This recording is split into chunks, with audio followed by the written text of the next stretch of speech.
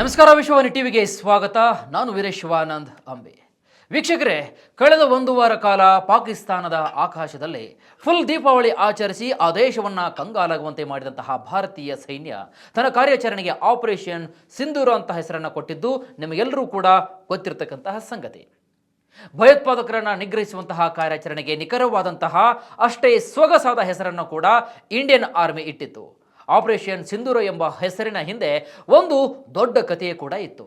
ಜಮ್ಮು ಮತ್ತು ಕಾಶ್ಮೀರದ ಪಹಲ್ಗಾಮ್ನಲ್ಲಿ ರಿಲ್ಯಾಕ್ಸ್ ಆಗಿ ವೀಕೆಂಡ್ ಆಚರಿಸ್ತಾ ಇದ್ದಂತಹ ಅದೆಷ್ಟೋ ನನ್ನ ಸ್ನೇಹಿತರು, ಅದರಲ್ಲೂ ಹಿಂದೂ ಪ್ರವಾಸಿಗರನ್ನ ಹುಡುಕಿ ಹೆಸರು ಹೇಳಿ ಧರ್ಮ ಕೇಳಿ ಕೊಂದಂತಹ ಪಾಪಿಗಳನ್ನು ಮಟ್ಯಾಶ್ ಮಾಡುವುದಕ್ಕೆ ಭಾರತದ ಸೈನ್ಯ ಮುಂದಾದಾಗ ಹೊಳೆದಂತಹ ಒಂದು ಬಲಾಢ್ಯ ಹೆಸರೇ ಆಪರೇಷನ್ ಸಿಂಧೂರ್.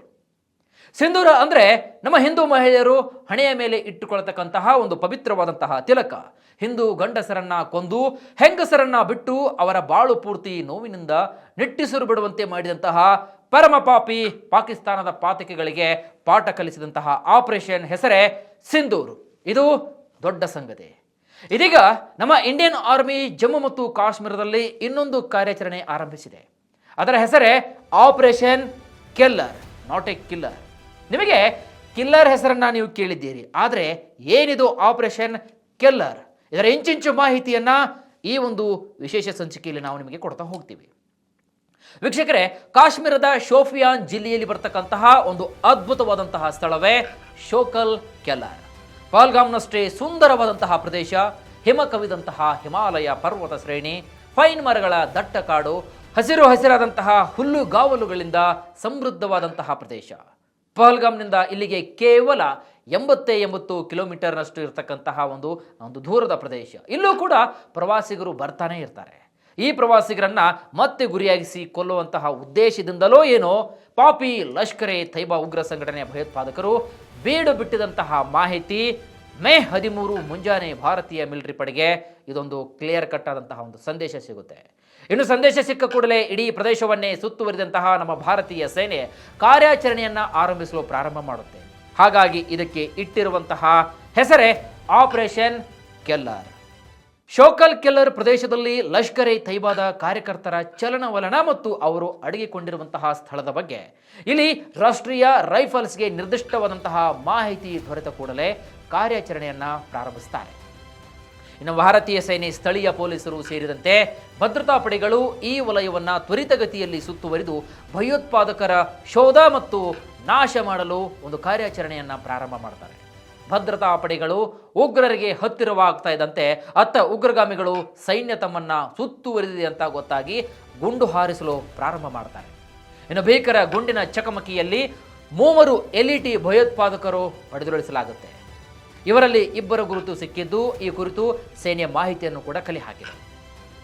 ಇನ್ನು ವೀಕ್ಷಕರೇ, ಈ ಉಗ್ರರಲ್ಲಿ ಒಬ್ಬಾತ ಹಿರ್ಫುರಾದ್ ಶಹೀದ್ ಕೊಟ್ಟಾಯ್ ಎಂಬಾತ 2023ರಲ್ಲಿ ಎಲ್ಇಟಿ ಸೇರ್ತಾನೆ.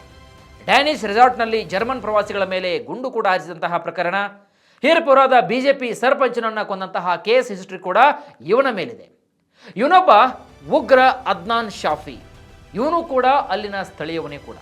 ಕಾಶ್ಮೀರಕ್ಕೆ ಬಂದಂತಹ ಬಿಹಾರದ ಉತ್ತರ ಪ್ರದೇಶದ ಕಾರ್ಮಿಕರನ್ನ ಕೊಂದು ಭಯವನ್ನ ಬಿತ್ತಿದವನು ಈತ ಶಹೀದ್ ಕೊಟ್ಟಾಯ್. ಇವರೆಲ್ಲ ಸ್ಥಳೀಯರಾಗಿದ್ದರೂ ಕೂಡ ಪಾಕ್ ಮೂಲದ ಲಷ್ಕರ್ ಎ ತೈಬಾ ಸಂಘಟನೆ ಇವರಿಗೆ ಆತಂಕವಾದಂತಹ ಒಂದು ತರಬೇತಿಯನ್ನ ನೀಡ್ತಾನೆ ಬಂದಿದೆ. ಇಂತಹ ಉಗ್ರರು ಈಗ ಸತ್ತಿರೋರು ಕೂಡ ನೆಕ್ಸ್ಟ್ ಲೈನ್ ಉಗ್ರರನ್ನ ತಯಾರು ಮಾಡುವಂತಹ ಕೆಲಸದಲ್ಲಿ ತೊಡಗಿಕೊಂಡಿದ್ರು ಅಂತ ಗೊತ್ತಾಗಿ, ಹಾಗಾಗಿ ಸೇನೆ ಅಲ್ಲಿಗೆ ಮೂಲ ಹೋಗಿ ತೆರಳಿ ಅಲ್ಲಿರ್ತಕ್ಕಂತಹ ಎಲ್ಲ ಉಗ್ರರನ್ನು ಕೂಡ ಈಗ ಸರ್ವನಾಶ ಮಾಡಿದೆ. ಶೋಫಿಯಾನ್ ಜಿಲ್ಲೆ, ಅದರಲ್ಲೂ ವಿಶೇಷವಾಗಿ ಕೆಲ್ಲರ್ ಪ್ರದೇಶವು ಬಹಳ ಹಿಂದಿನಿಂದಲೂ ಉಗ್ರಗಾಮಿ ಚಟುವಟಿಕೆಗಳಿಗೆ ಒಂದು ಅಡಗು ತಾಣವಾಗಿದೆ. ಇಲ್ಲಿ ಆಗಾಗ್ಗೆ ಎನ್ಕೌಂಟರ್ಗಳು ಮತ್ತು ಉಗ್ರ ತರಬೇತಿಗಳು ಕೂಡ ನಡೀತಾನೇ ಇವೆ. ಭದ್ರತಾ ಪಡೆಗಳು ಇಲ್ಲಿ ಹೆಚ್ಚಿನ ಜಾಗರೂಕತೆಯನ್ನು ವಹಿಸಬೇಕಾಗುತ್ತೆ. ತಕ್ಷಣಕ್ಕೆ 3 ಉಗ್ರರನ್ನ ಹೊಡೆದುರುಳಿಸಲಾಗಿದೆ. ಆದರೆ ಆಪರೇಷನ್ ಕಿಲ್ಲರ್ ಮಾತ್ರ ಕೊನೆಗೊಂಡಿಲ್ಲ. ಭಾರತದ ಭದ್ರತಾ ಪಡೆಗಳು ಈ ಹೆಸರಿನಲ್ಲಿ ಈ ಒಂದು ಪರಿಸರದಲ್ಲಿ ಕೋಂಬಿಂಗ್ ಕೂಡ ಮುಂದುವರಿಸ್ತಾ ಇದೆ. ಇನ್ನು ಹಲವು ಉಗ್ರರು ಕೂಡ ಇಲ್ಲಿ ಅಡಗಿಕೊಂಡಿದ್ದಾರೆ ಅಂತ ಮಾಹಿತಿಗಳು ಕೂಡ ಲಭ್ಯವಾಗ್ತಾ ಇವೆ. ಹಾಗಾಗಿ ಪಹಲ್ಗಾಮ್ನಲ್ಲಿ ದಾಳಿ ನಡೆಸಿದಂತಹ ಉಗ್ರರಿಗೂ ಇವರಿಗೂ ನೇರವಾದಂತಹ ಲಿಂಕ್ ಇರಬಹುದು ಎಂಬ ಮಾತುಗಳು ಕೂಡ ಕೇಳಿ ಬಂದಿವೆ. ಏಪ್ರಿಲ್ 22ರಂದು ಪಹಲ್ಗಾಮ್ನಲ್ಲಿ ನಡೆದಂತಹ ಒಂದು ದಾಳಿಯ ಬಳಿಕ ಉಗ್ರರ ವಿರುದ್ಧ ಕಾರ್ಯಾಚರಣೆ ಬಿರುಸಾಗಿದೆ. ಪಾಕಿಸ್ತಾನ ಹಾಗೂ ಪಾಕ್ ಆಕ್ರಮಿತ ಕಾಶ್ಮೀರದಲ್ಲಿದ್ದಂತಹ ಉಗ್ರರ ಅಡಗುತಾಣಗಳನ್ನು ಧ್ವಂಸ ಮಾಡಿದ ಬಳಿಕ ಜಮ್ಮು ಮತ್ತು ಕಾಶ್ಮೀರದಲ್ಲಿ ಉಗ್ರರಿಗಾಗಿ ಶೋಧ ಮತ್ತಷ್ಟು ಕೂಡ ಹೆಚ್ಚಾಗಿದೆ. ಏಪ್ರಿಲ್ 22ರ ಪಹಲ್ಗಾಮ್ ಭಯೋತ್ಪಾದಕ ದಾಳಿಯ ಹಿಂದಿನ ಕೈವಾಡವಿದೆ ಅಂತ ಇಲ್ಲಿ ನಂಬಲಾದಂತಹ ಪ್ರಮುಖ 3 ಪಾಕಿಸ್ತಾನಿ ಭಯೋತ್ಪಾದಕರಾದಂತಹ ಆದಿಲ್ ಹುಸೇನ್ ಥೋಕರ್, ಅಲಿಬಾಯ್ ಮತ್ತು ಹಾಶಿಮ್ ಮೂಸಾ ಅವರ ಭಯೋತ್ಪಾದಕ ಮುಕ್ತ ಕಾಶ್ಮೀರ ಪೋಸ್ಟರ್ಗಳನ್ನು ಭದ್ರತಾ ಸಂಸ್ಥೆಗಳು ಕಾಶ್ಮೀರದಲ್ಲಿ ಹಾಕಿದ್ದು ಇವರಿಗಾಗಿ ಹುಡುಕಾಟವನ್ನು ಮುಂದುವರಿಸಿವೆ. ಮೇ 6ರಂದು ಜಮ್ಮು ಮತ್ತು ಕಾಶ್ಮೀರದ ಬುಡ್ಗಾಮ್ ಜಿಲ್ಲೆಯಲ್ಲಿ ನಡೆದಂತಹ ನಾಕಾ ತಪಾಸಣಾ ಕಾರ್ಯಾಚರಣೆಯ ಸಂದರ್ಭದಲ್ಲಿ ಭದ್ರತಾ ಪಡೆಗಳು ಭಯೋತ್ಪಾದಕ ಚಟುವಟಿಕೆಗೆ ಸಹಾಯಕರಾಗಿ ಕಾರ್ಯನಿರ್ವಹಿಸುತ್ತಿದ್ದವರನ್ನು ಬಂಧಿಸಿದ್ದು ಕೂಡ. ಯಾಕಂದರೆ ಇವರ ಬಳಿ ಬಹಳಷ್ಟು ಡೇಂಜರಸ್ ಆದಂತಹ ಶಸ್ತ್ರಾಸ್ತ್ರಗಳಿದ್ವು. ಮೇ 5ರಂದು ಜಮ್ಮು ಮತ್ತು ಕಾಶ್ಮೀರದ ಪೂಂಚ್ ಜಿಲ್ಲೆಯ ಭಯೋತ್ಪಾದಕ ಅಡಗುತಾಣದಿಂದ ಭದ್ರತಾ ಪಡೆಗಳು 5 ಸುಧಾರಿತ ಸ್ಫೋಟಕ ಸಾಧನಗಳನ್ನು ವಶಪಡಿಸಿಕೊಂಡಿವೆ. ಜಮ್ಮು ಮತ್ತು ಕಾಶ್ಮೀರ ಪೊಲೀಸರು ಜಂಟಿ ಶೋಧ ಕಾರ್ಯಾಚರಣೆಯಲ್ಲಿ ಪೂಂಚ್ನ ಸುರ್ಕುಂಟೆ ಅರಣ್ಯ ಪ್ರದೇಶದಲ್ಲಿ ಉಗ್ರರ ಪ್ರತಿಯೊಂದು ಅಡಗುತಾಣವನ್ನು ಕೂಡ ಪತ್ತೆ ಹಚ್ಚಿದ್ದಾರೆ.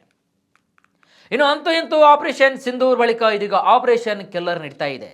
ಇದು ಕಿಲ್ಲರ್ ಅಲ್ಲ, ಇದೊಂದು ಕಿಲ್ಲರ್ ಅಂತ ಉಗ್ರರೇ ಹೇಳ್ಕೊಂಡು ಬದುಕುಳಿಯುವಂತಹ ದಾರಿಯನ್ನು ಹುಡುಕ್ತಾ ಇದ್ದಾರೆ. ಅದಕ್ಕೆ ಹೇಳೋದಲ್ವಾ, ಮಾಡಿದ್ದನ್ನು ಮಾರಾಯ ದಂಡಂ ದಶಗುಡಂ ಅಂತ. ಎಸೆದಾಗತ್ತೆ ಇವತ್ತಿನ ವಿಶೇಷ. ಮತ್ತಷ್ಟು ವೈವಿಧ್ಯಮಯ ಸುದ್ದಿಗಳಿಗಾಗಿ ನೋಡ್ತಾ ಇರಿ ವಿಶ್ವವಾಣಿ ಟಿವಿ.